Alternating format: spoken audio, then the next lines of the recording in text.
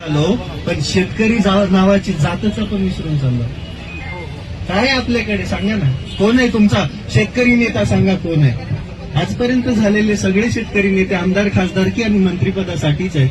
पण एक भूमिपुत्र, शेतकरी पुत्र जो प्रामाणिकपणे लढतो, त्याच्या पाठीमागे उभं राहणं आपलं कर्तव्य आहे. एक गोष्ट लक्षात घ्या, एक थोडा विचार करा. आता इथं जमलेले किंवा या महाराष्ट्रातले किंवा या देशातला प्रत्येक युवा कोणत्या ना कोणत्या पक्षासोबत जोडलाय, पण त्याने स्वतःच्या अंतर्मनाला विचारावं की राजा तुला पक्षाने काय दिलं, तर त्याची सुद्धा मान आपसूक खाली जाईल. त्याला त्याच्या पक्षानं दिलं जातीयवाद, त्याला त्याच्या पक्षानं दिलं एकमेकात भांडण, त्याला त्याच्या पक्षानं दिलं नेत्याच्या मागं पळ 50 रुपयाचं पेट्रोल टाकून. तुला काहीच भेटणार नाही. तू फक्त पळायचं, शेवटपर्यंत पळायचं, तुला काहीच भेटणार नाही. पण कधी शेतकरी म्हणून लढलात का? आजपर्यंत असंख्य घोषणा झाल्या, पण शेतकऱ्यासाठी कधी कोण म्हटलं का एक शेतकरी कोटी शेतकरी म्हटलं? अरे म्हणा ना, का तुमच्या बापाच्या पायाला पडलेल्या भेगा दिसत नाही का तुम्हाला चिखलामध्ये राबून? तुमचा बाप रोज ताचा झिजवतो तुमच्यासाठी, ते दिसत नाही का तुम्हाला? या भिकारचोट सरकारला आपणच निवडून भिकारचोटच म्हणणार नाही, कारण की हे भिकारीच आहेत. जनतेच्या पैशावरती तयार झालेले हे गेंडे कायमस्वरूपी जनतेला खात आलेत आणि हे भिकारचोटच आहे. त्यांचं काही कर्तृत्व नाहीये. त्यांनी कुठं बराशी खालून बंगले नाही बांधले.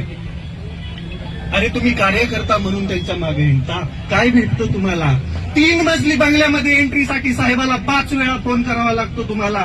साहेब तुम्हाला 30 सेकंद देतात, त्याच्यामध्ये तुम्ही तुमची काय मागणी मांडणार आणि तुम्हाला काय धतुरा भेटणार हातामध्ये? अरे शेतकरी म्हणून लढा रे. या देशाचं भविष्य शेतकरी. भारत स्वतंत्र झाला तेव्हा भारत हा कृषी प्रधान देश होता. काय होता? आता काय राहिलाय? कृषी एकीकडे राहिली, त्या कृषीचा प्रधान एकीकडे राहिला. शेती संपून चालली. हे त्या रस्ते बांधण्याच्या नावाखाली, विकासाच्या खाली रोज अतिक्रमण करताय. शेतकरी संपून चालला.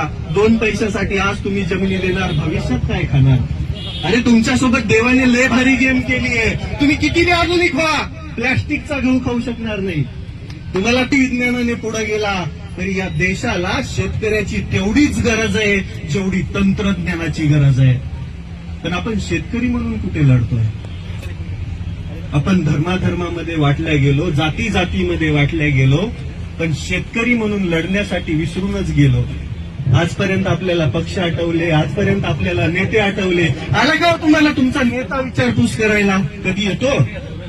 कधीच नाही. ना तुमच्या सुखात तो सोबत असतो, ना तुमच्या दुःखात सोबत असतो.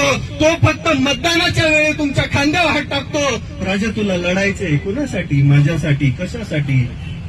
मला कमवायचंय ना. तू असाच फकीर बनून हिंड, पण मी मोठा होणार. ही आहे आजकालच्या बांधगुट. साहेबांनी म्हटलं मग तुम्ही तर कर्जमाफीचं आश्वासन दिलं होतं. नाही म्हटले. साहेब म्हणले त्याची योग्य वेळ यायला पाहिजे. आम्ही प्रत्येक शेतकरी असं चाळून घेणार आहे. या भिकायला तयार आहे. मंगेश दादा आज 6 दिवस झालं उपोषणाला बसलेत.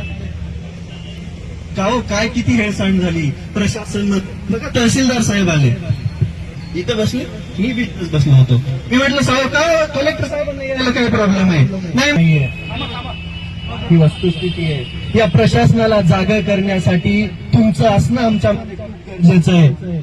तुम्ही असतानाच आम्ही या सरकारचं खाली बी मुंडकं करू शकतो, वरी बी पाय करू शकतो आणि खाली जाळामध्ये मिरच्या बी टाकू शकतो.